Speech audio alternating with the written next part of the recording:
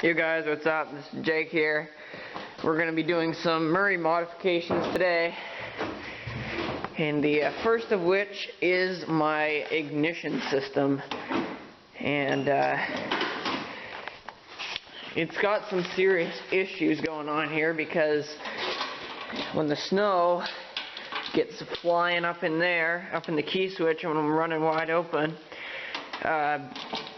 this here key freezes right solid wherever it's at. You can't start it and you can't shut it off. So I'm going to be installing a push button ignition plus another key switch, but I'm going to be mounting it down here somewhere so the snow doesn't get into it.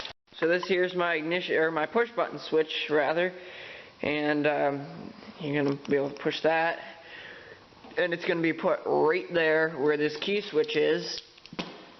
And I'm going to pull all that off, and here's the ignition switch. This is actually, I think, for a car or something of that nature. As you can see, the key here is different than just any generic lawn tractor key, which most of the time look about like this. So by doing this, I will be able to make it so that nobody can just run off with my tractor, because you're going to have this key on in order for this tractor to be started. So the ignition switch itself is right here, and it has an auxiliary option one way right there, and then the middle there, which is when you pull the key out, and then on, and then ignition right there. Pull it right out. Just for sort of mock-up purposes, we've got a key switch here. Obviously isn't hooked up. I'll show you what I'm going to do with that. And the push button here where the old key switch was. So I've run into a bit of a problem with the ignition switch there, and what it is I can either have it set up to start the motor, or I can have it set up to kill the motor, which obviously I want it to kill the motor because I don't want anybody to be able to get on and just press that push button. But my original plan was to have it so you could go like this here would be running, and then that there you would start it.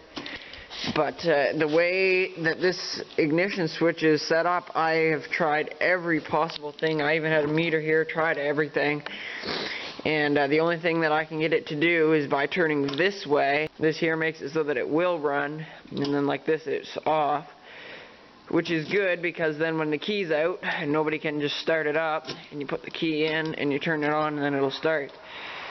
And just to make sure that everything is working properly, I'll give it a shot right now. Okay, here we go. It's there.